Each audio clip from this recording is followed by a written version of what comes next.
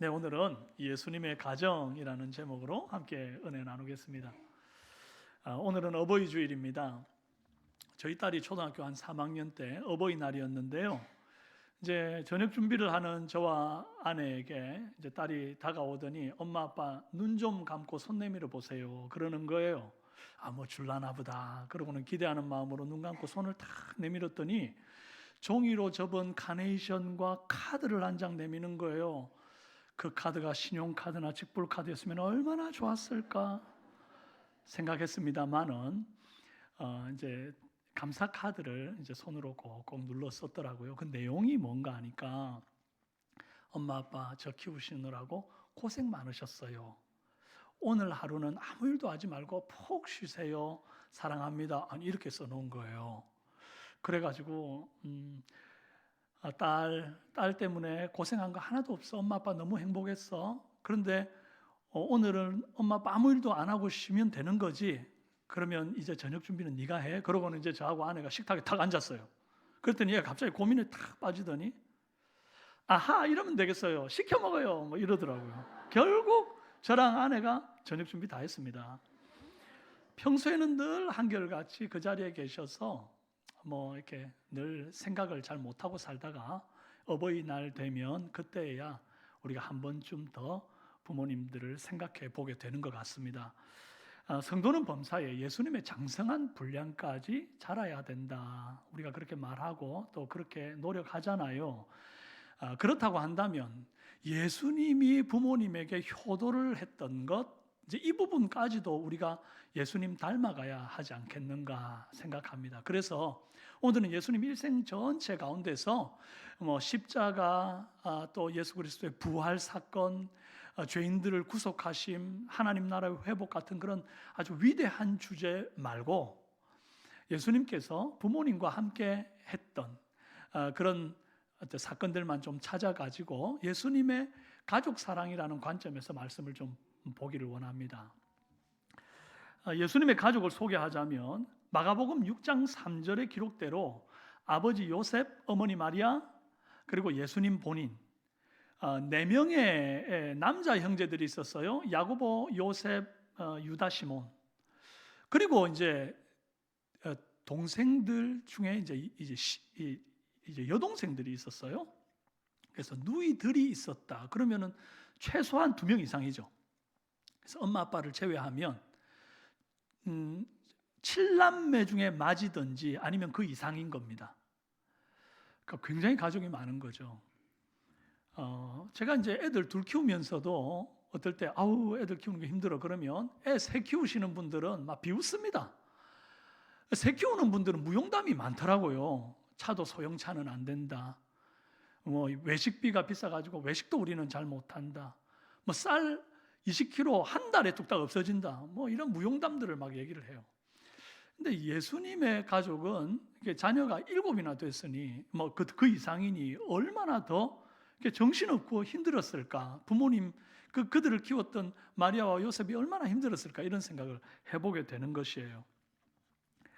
오늘 예수님의 가정에서 먼저 살펴볼 사건은 누가복음 2장 41절에서 유월절 절기를 보내기 위해서 온 가족이 예루살렘으로 올라갔다가 내려오는 길에서 일어난 사건입니다.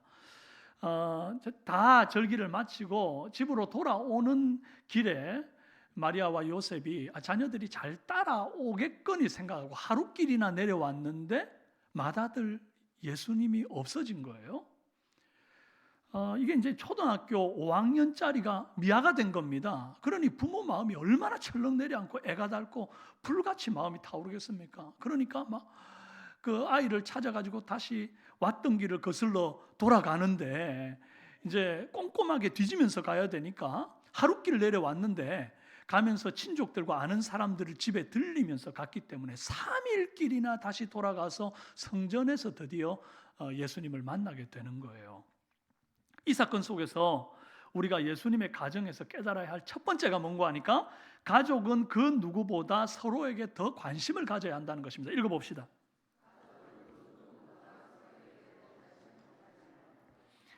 12살 예수는 나이에 비해 점잖고 부모님 속도 안 썩이고 말 잘 들었을 것으로 우리가 생각하죠.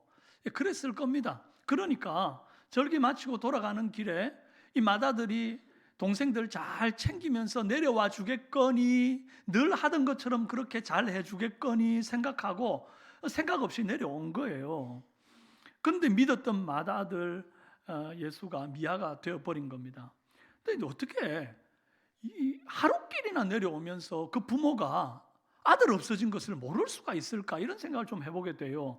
아침에 밥 먹고 자 힘내서 가자 그러고 출발했을 거 아닙니까? 그러면 적어도 점심 먹을 때쯤 돼가지고는 애들 잘 있는지 잘 따라오는지 확인을 했어야 될 거 아니에요. 근데 아예 출발할 때부터 예수님이 없었던 거죠. 예루살렘 성전에 있었으니까 출발할 때부터 없었던 거예요. 물론 핑계거리는 있습니다. 그 워낙 이제 유월절 명절이라는 것이 온 이스라엘의 대대적인 축제고, 이게 사람들이 막 대이동을 하는 중이니까 챙길 것도 많고, 또 뭐 예수님보다 더 어린 자녀가 6명이나 더 되니까, 이상이 되니까 그 아이들 돌보느라고 뭐 맏아들까지 챙길 여유는 없었다고 말해도 뭐 할 말은 없습니다만은, 어쨌든 믿어서든 익숙해서든지 간에 마리아와 요셉의 무관심이 낳은 결과인 것은 뭐 말할 것도 없습니다. 아들 예수를 길에서 잃어버리고 나서야 드디어 정신이 번쩍 들어서 미친 듯이 찾으며 올라가는 것이에요. 이런 일들이 우리들의 삶에도 실제 있습니다. 여러분, 대한민국의 미아 그 신고 건수가 작년 한 해, 23년도 작년 한 해만 해도 27,000건이었답니다. 또 얼마나 많은 사람들이 그냥 자식들이 잘 따라오니까 끝까지 잘 따라오겠거니 그렇게 생각하고 그 익숙함과 무뎌짐으로 그 아이들을 대하다가 결국에는 서로 지울 수 없는 상처를 남기게 되는 것입니다.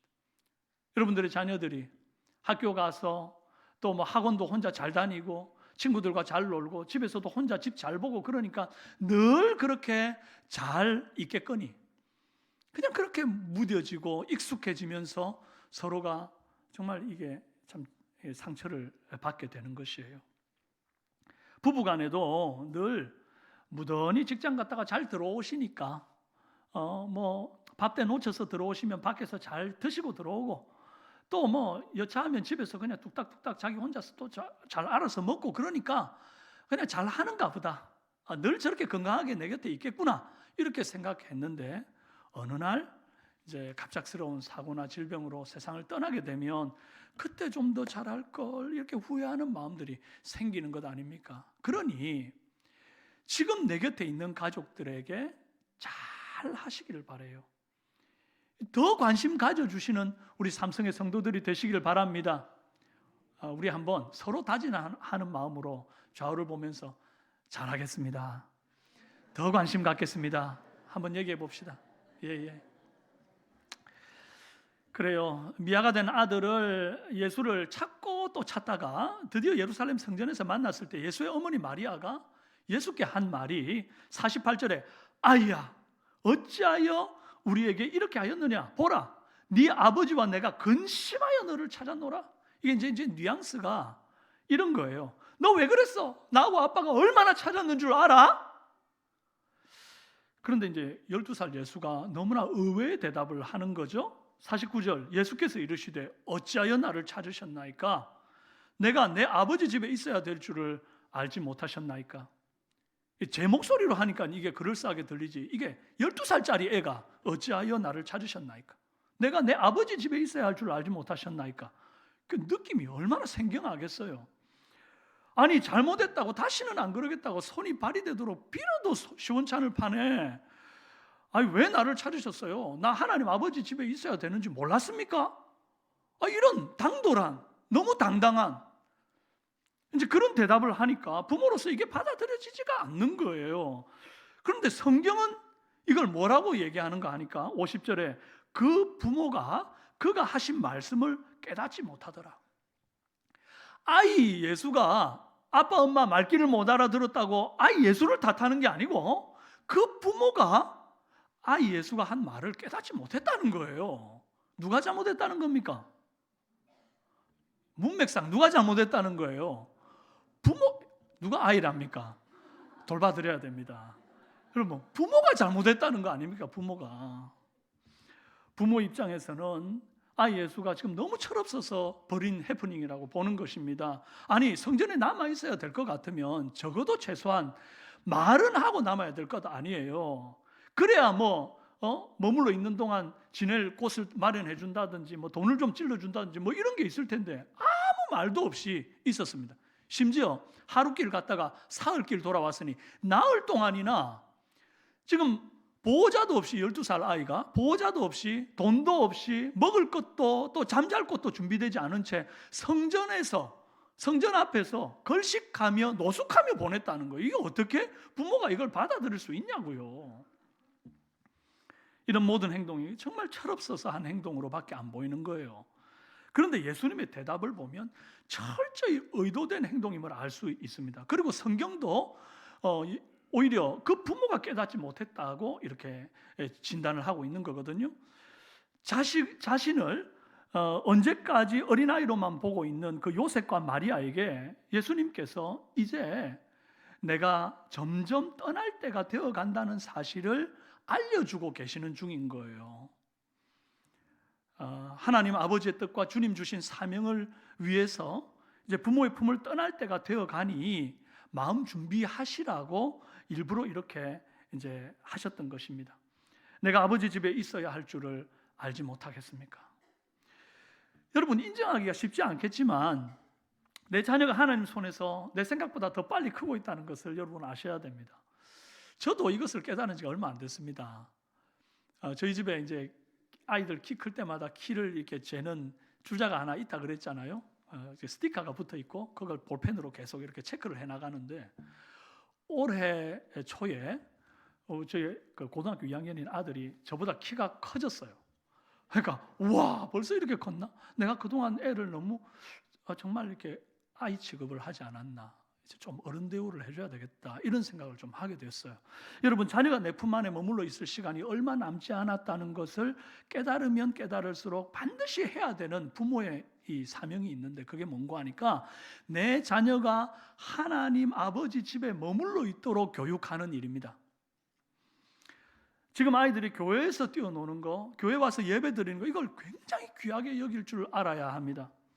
애가 학교 갔다가 집에 들어올 시간이 한참 지났는데 부모가 찾다 이제 보니까 나중에 애가 어찌하여 나를 찾으셨나이까? 내가 PC방에 있어야 할 줄을 알지 못하나이까? 어찌하여 나를 찾으셨나이까? 내가 술집에, 내가 나이트클럽에 있어야 할 줄을 알지 못하셨나이까? 그런다고 생각해봐요. 부모 마음이 얼마나 무겁겠어요. 얼마나 힘들겠어요. 그런데 어찌하여 나를 찾으셨나이까? 내가 내 아버지 집에 믿음의 공동체와 함께 있어야 할 줄을 알지 못하셨나이까? 다 큰 거죠, 다 큰 거. 걱정 안 해도 될 아이입니다. 여러분 우리 자녀들이 대부분 정말 물론 그렇지 않은 아이들도 많겠지만 부모 따라서 억지로 교회 나오는 아이들이 들어 있거든요. 그런 아이들은 이제 나중에 내가 엄마 품만 떠나봐라, 아빠 품만 떠나봐라. 내가 대학만 들어가면, 기숙사에 들어가면, 군대만 가면 이제 난 내 마음대로 살 거야. 이런 아이들이 들어 있어요. 그런데 정말 이 아이들 마음 가운데 내가 내 아버지 집에 있어야 되겠다. 이런 마음을 어릴 때부터 갖게 되어 가지고 기숙사를 가든 아니면 어디를 가든 이제 대구 지역을 떠나서 학교를 가든 간 곳에서 제일 먼저 좋은 교회부터 찾고 그리고 이제 그 교회에 딱 등록을 하고 정상적인 신앙생활을 해 나가기만 한다면 정말 다 큰 것 아닙니까? 그건 부모 손을 떠났지만 하나님 손에서 크고 있으니까 더 이상 염려 안 해도 되는 것입니다. 여러분 우리의 자녀들이 그런 아이가 될 수 있도록 지금부터 하나님 아버지의 손에 맡기는 연습을 많이 하시는 우리 삼성교회 부모님들 되시기를 바랍니다. 예수님의 가정을 엿볼 수 있는 또 하나의 사건이 가나 혼인잔치 사건입니다. 예수님의 가정에서 깨달아야 할 둘째, 효도의 타이밍은 지금이다 하는 것이에요. 갈릴리 가나에서 결혼식이 열릴 때 예수의 어머니 또 예수님과 예수님의 제자들이 초대를 받았습니다. 근데 이때 포도주가 동이 나서 이제 더 이상 잔치를 계속할 수 없게 되는 그런 상황이 벌어지죠. 우리가 다 알지 않습니까? 이때 요한복음 2장 3절에 보면 포도주가 모자란지라 예수의 어머니가 예수에게 이르되 저희에게 포도주가 없다 하니 그러는 거예요. 아니, 포도주가 없는데 왜 예수님을 불러다가 이런 얘기를 하나요? 예수님께서 이 상황을 해결할 수 있는 존재라는 것을 엄마는 알고 있는 거죠. 이게 이제 공생애에 첫 기적으로 물이 포도주로 변하는 그런 기적을 행하기는 하셨지만 이제 가정에서 어릴 때 예수님의 비범함을 이제 보아왔던 겁니다. 그리고 그냥 그 정도의 수준이 아니라 이제 공식적이지 않은 비공식적으로 가족들만 아는 어떤 기적들을 본 적이 있으니까 이 엄마가 이렇게 자연스럽게 이제 얘기하는 게 아닐까 싶은 그런 생각을 해봅니다. 마리아가 갑작스럽게 아들 예수에게 포도주 없는 상황을 해결해 달라고 이렇게 부탁을 했는데 이때 예수님 대답이 여자여 나와 무슨 상관이 있나이까 내 때가 아직 이르지 아니하였나이다. 단호하게 거절하죠. 안 된다는 거거든요. 그런데 이 아들의 거절을 듣고도 어머니가 이상한 행동을 해요. 하인들에게 이르되 너희에게 무슨 말씀을 하시든지 그대로 하라. 그러면서 하인을 예수님 앞으로 보내는 겁니다. 근데 예수님은 또 방금 거절해 놓고는 어머니 말을 듣고 온 이 하인들에게 빈 항아리에 물을 채워서 갖다 주라. 그러면서 물을 포도주로 변하게 하는 기적을 그 자리에서 행하셔요. 예수님은 지금 30살이거든요. 이제 더는 어린아이가 아닙니다. 마리아는 예수님의 성장 과정을 30년간 충분히 봐왔죠. 뱃속에서 성령으로 잉태된 아이, 천사들과 동방박사들이 경배했던 굉장히 특별한 출생을 보아왔던 그런 아이. 그리고 12살 어린 때에 랍비들, 그 쟁쟁한 랍비들과 말씀으로 대적할 수 있는, 그들을 말씀으로 설복시키는 성경의 해박한 지식과 탁월한 지성, 그런 예수님이 이제 30살이 되었으니 이제 네가 하나님의 사명을 이루고 세상 가운데 이제 출사표를 던지고 나가야 될 때가 되지 않았니? 하고 예수님이 지금 마리아가 지금 아들을 등 떠밀어 주고 있는 그런 모습인 거죠. 그러면서 지금 이게 포도주가 떨어진 그 현장에, 위기의 현장에 아들에게 기적을 부탁한 겁니다. 그런데 이때 아들 예수님이 한 말과 행동이 굉장히 모순되어 보이는데 아직 내 때가 이르지 아니하였습니다 라고 말하면서 거절했잖아요. 그래놓고 즉각 또 기적을 베풀어서 순종을 했잖아요. 이 말과 행동이 모순되어 보이는데 사실은 이게 모순이 아닙니다. 하늘 아버지의 뜻도 만족시키고 육신의 어머니의 뜻도 만족시키는 이런 순종의 길을 걸었던 것을 의미합니다. 예수님이 아직 내 때가 이르지 아니하였습니다 라고 말한 것은 이게 지금 내 때를 언제로 얘기하는 거예요? 예수님이 십자가 지시고 죽으시는 그때를 말하는 거거든요. 요한복음 12장 23절에 예수께서 대답하여 이르시되 인자가 영광을 얻을 때가 왔도다. 이게 이제 십자가 지로 예루살렘에 들어갈 때 이 말을 한단 말이에요. 근데 십자가 지는 것은 본인이 영광을 얻을 때인 겁니다. 그런데 예수님 공생의 기간 중에 병자들을 많이 고쳤잖아요. 그런데도 그때 어떻게 하십니까? 입단속을 시키잖아요. 소문내지 않도록 말하지 마라, 비밀을 유지하도록 그렇게 얘기하잖아요. 그런데도 이게 조금씩 소문이 새어나가면서 무리들이 모여들거든요. 근데 만약에 이때 대놓고 그런 어떤 입단속 안 시켰다면 이미 그때 영광을 본인이 다 받았을 거예요. 무슨 얘기인지 아시겠죠? 주님은 영광을 얻을 때가 언제냐? 죽으실 그때에 영광을 얻는 때. 하나님이 정한 때거든요. 그러니까 그때까지는 어떻게 하나님의 기적을 베푸는 거예요? 은밀하게 조용히 기적을 베푸는 것이에요. 그래서 이날 가나 혼인잔치에서도 연회장은 물로 된 포도주를 맛보고 어디서 났는지 알지 못하되 물 떠온 하인들은 알더라. 떠들썩하니 예수님이 영광 받도록 기적을 베푼 게 아니라 예수님이 말했잖아요. 아직 내 때가 되지 아니하였습니다. 그렇게 말하면서 영광을 본인이 받지 않도록 조용히 은밀하게 기적을 베푸는 것으로 하늘 아버지의 뜻을 만족시킵니다. 그러면서 또 동시에 물이 포도주로 변하게 하심으로 방금 어머니가 부탁했던 그 어머니의 말씀에도 순종하는 동시에 순종을 한단 말이에요. 그래서 참 균형 잡힌 효를 실천하는 중이에요. 이해가 되시나요? 여러분, 우리는 이 예수님을 통해서 부모님에게 순종하는 자세를 좀 배워야 합니다. 성도는 두 부모님을 모시고 사는 존재입니다. 육신의 아버지도 육신의 아버지 어머님도 효를 다해야 되고, 또 하늘 아버지께도 효를 다해야 되죠. 근데 우리는 하나님 아버지께 충성한다면서 부모님을 등한히 하고, 또 부모님께 충성한다면서 하나님을 멀리하는 그런 사람들이 들어 있습니다.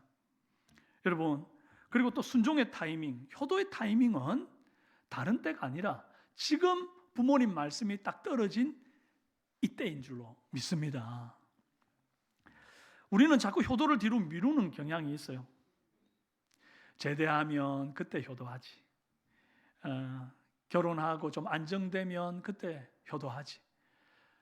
직장에서 돈 좀 많이 벌면, 승진해가지고 좀 많이 벌면 그때 크게 효도하지. 그러면서 자꾸 미루고 또 미뤄요. 그러다가 결국 효도 받으실 부모님은 이미 세상을 떠나고 없는 거죠. 여러분, 우리는 지금 한 번이라도 더 연락드리고 또 더 찾아뵙고 지금 말씀에 순종하는 그런 순종의 사람, 그런 효도하는 저와 여러분들이 되기를 바랍니다. 예수님의 가정에서 엿볼 수 있는 마지막 사건은 십자가 사건이에요. 셋째, 부모를 끝까지 돌보는 자녀가 되라. 읽어봅시다. 십자가 위에서 예수님은 홀로 남겨진 어머니 마리아를 사랑하시던 제자 요한에게 부탁을 합니다. 요한복음 19장 26, 27절 말씀에 예수께서 그 모친과 사랑하시는 제자가, 이 사랑하는 제자가 요한입니다. 요한.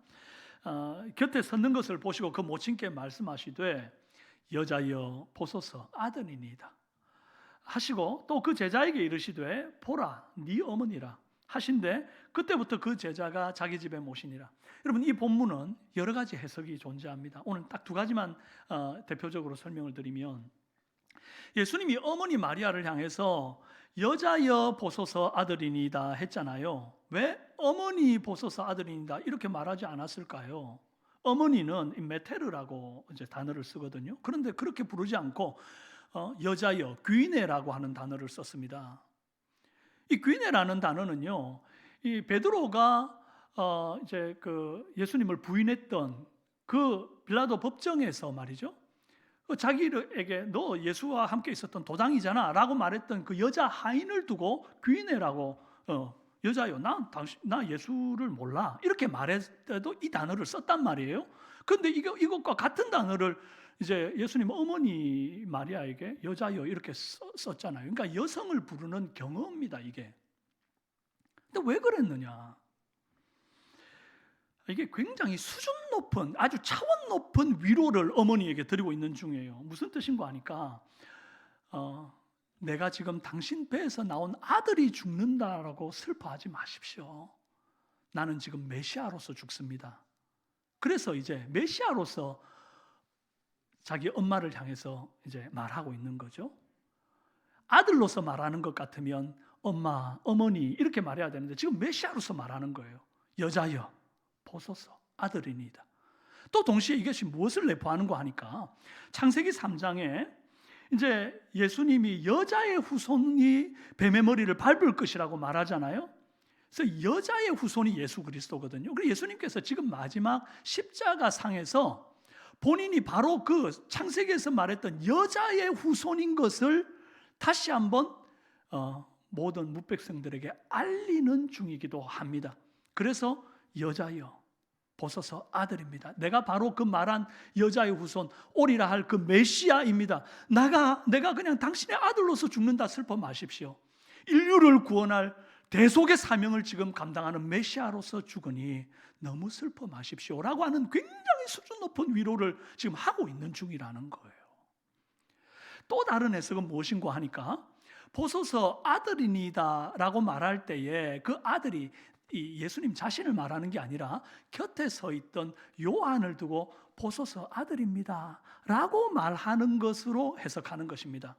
자, 문맥상 볼 때 이 해석도 굉장히 설득력 있는 해석입니다.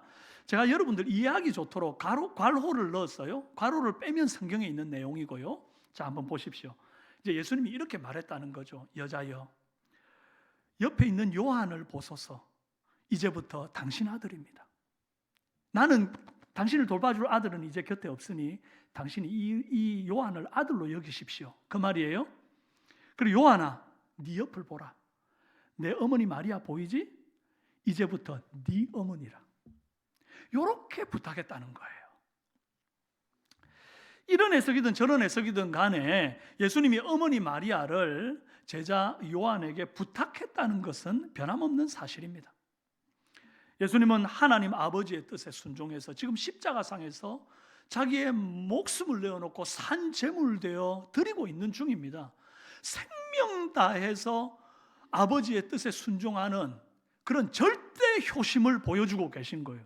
그런데 이것으로 끝나는 것이 아니고 지금 머리에는 가시면류관을 써서 눈에 피가 막 다 들어가 가지고 시야가 제대로 보이지도 않는 상태인데 대못이 팔과 다리에 박혀 가지고 지금 막 정신이 막 혼미하고 기절하기 직전인데 그 와중에 내 앞에 계신 이 어머니를 돌보아 줄 자가 없나 살피고 있는 예수님을 생각해 보십시오. 그러다가 유일하게 그 자리에 십자가 아래 따라온 제자 요한이 보이는 거예요. 그래서 그 요한에게 보라, 이제부터 네 어머니라, 네가 좀 모셔다오. 그렇게 얘기하는 거예요. 십자가 위에서 생명 바쳐 하늘 아버지께 효도하던 그 순간에 동시에 육신의 어머니를 돌아보는 영육 간의 균형 잡힌 예수님의 효심을 다시 한번 확인하게 되는 것입니다. 예수님 12살 6월절에 미아가 되었던 이 사건 이후로 아버지 요셉은 더 이상 성경에 등장하지 않습니다. 공생애 전체에 보면 어머니 마리아만 나오죠. 그렇다는 것은, 그리고 또 이제 십자가 아래에도 요셉이 따라오지 않았다는 것은 요셉은 이미 일찍 소천했음을 알게 하는 그런 대목이라고 보는 것입니다. 일찌감치 예수님은 이제 아버지 없이 어머니를 공양하고 또 많은 동생들을 돌아보는 그런 마치 소년가장 같은 그런 삶을 살았어요. 그 당시 여성들이 시대적으로 할 수 있는 일이 별로 없었기 때문에 맏아들이었던 예수님이 아버지의 가업을 이어서 몫으로서 부모를 공양하고 자녀를 돌아보는 그런 동생들을 돌아보는 그런 상태였다는 것입니다. 근데 여러분, 뭐 부모님을 돌보고 또 뭐 동생들을 돌보는 것도 어떤 방식으로 돌보느냐가 있을 거 아니에요. 아유, 내가 정말 지지리도 참 복이 없어가지고 이런 가정에 태어나서 아빠는 먼저 죽고, 아유, 내가 지금 뭐 때문에 내가 이런 가정에 태어나가지고 고생을 진탕하고 나는 나를 위해서 살지도 못하고 동생들 뒷바라지 한다고 내 생을 다 바치나 이러면서 돌보는 것도 돌보는 거예요. 그런데 예수님이 이렇게 돌봤을까요? 그렇지가 않습니다. 오늘 본문 51절에 예수님이 어떤 방식으로 돌보았는지가 나와요. 한번 함께 읽어볼까요? 시작. 부모님과 함께 내려가사 나사렛에 이르러 순종하여 받드시더라. 여러분, 여기 순종하여 받드시더라라는 헬라 원어가 휘포닷소메입니다. 근데 이 말의 뜻이 순종하는 상태로 계속 있었다 이 말입니다. 그러니까 예수님이 한 번 순종했다가 아니에요. 1년, 2년 순종했다가 아니에요. 12살 아직 철없을 때 그때 예루살렘에서 집으로 돌아와가지고 그때부터 쭉 순종하는 상태로 계속 있었다는 거예요. 아버지가 먼저 돌아가시고 난 이후에도 어머니를 돌보고 또 많은 동생들을 돌보면서 순종하는 그 상태로 계속해서 달려갔던 예수님의 인생 우리가 보게 되는 것이죠. 오늘 자녀된 우리가 부모님께 그리고 우리 가족에게 해야 될 순종의 태도인 줄 믿습니다. 짧은 영상 하나 볼 거예요. 이게 몰래 카메라로 딱 찍은 건데 보시면 이게 굉장히 임프레션이 있습니다. 한번 보십시오. 총선이 아빠, 진영이 아빠. 항상 미안해요. 걔한테는. 처음부터 보여주세요. 예.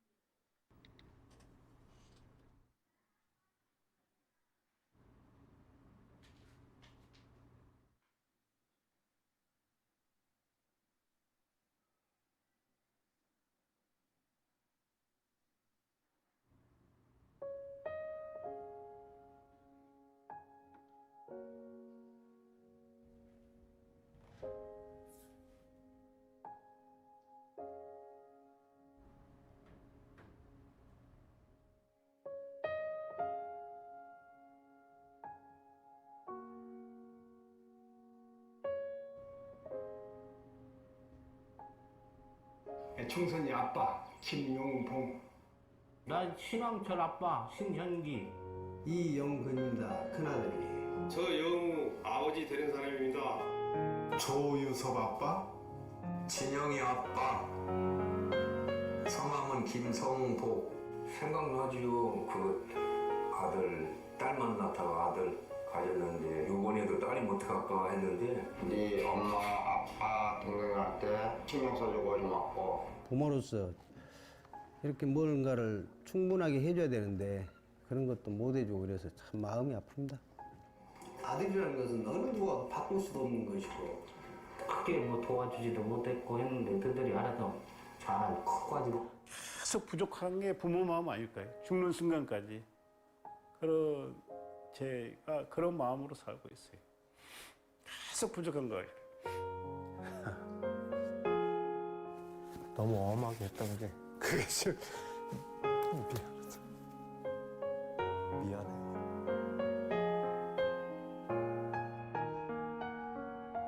항상 내가 부족하고 항상 미안해요. 걔한테는. 미안하다 참 모든 것이 부족하고 못 가르치고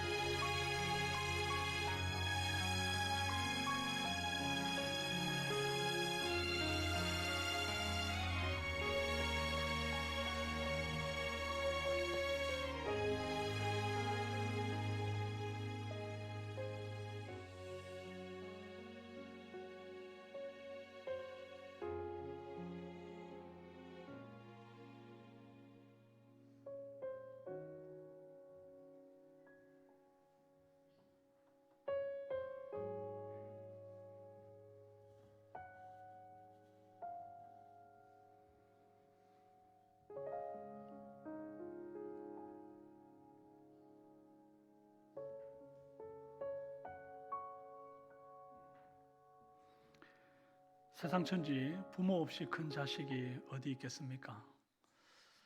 인류를 구원하기 위해 이 땅에 오신 하나님의 독생자 예수님께도 육신의 아버지 어머니가 필요했습니다. 그래서 하나님께서 요셉과 마리아를 붙여주셨다고 생각합니다. 하나님의 아들 예수님도 부모의 헌신 없이는 클 수 없었거늘 하물며 이 땅 천지에 부모님 헌신 없이 저절로 큰 자식이 어디 있습니까? 부모는 자식에게 자신이 할 수 있는 모든 것을 다 주고도 왜 자꾸만 미안하다, 미안하다 이 말을 하시는 걸까요? 왜 자꾸 자기가 잘해준 것은 생각이 안 나고 못해준 것만 생각이 나는 걸까요? 문제는 미안한 것뿐인 부모, 잘해준 것보다 못해준 것만 생각나는 그 부모가 문제가 아니라 할 수 있는 데까지 최선을 다해서 사랑을 베풀어 줬던 그 부모의 사랑을 기억하지 못하는 자녀된 우리가 문제인 줄로 압니다. 당연해서 잊고 지내는 이름, 늘 그 자리에 있기에 무심했던 이름, 우리 곁을 떠나고 나서야 소중함을 깨닫는 그 이름, 그 부모님의 이름을 오늘 다시 한번 생각하고 또 불러보고 또 찾아뵙고 감사하는 그런 우리 삼성의 성도들 되시길 바랍니다. 그리고 육신의 부모님과 하늘 아버지 두 분의 부모님 사이에서 효의 균형을 잃지 않는 우리 삼성의 모든 효자들 다 되시기를 주님의 이름으로 축원합니다.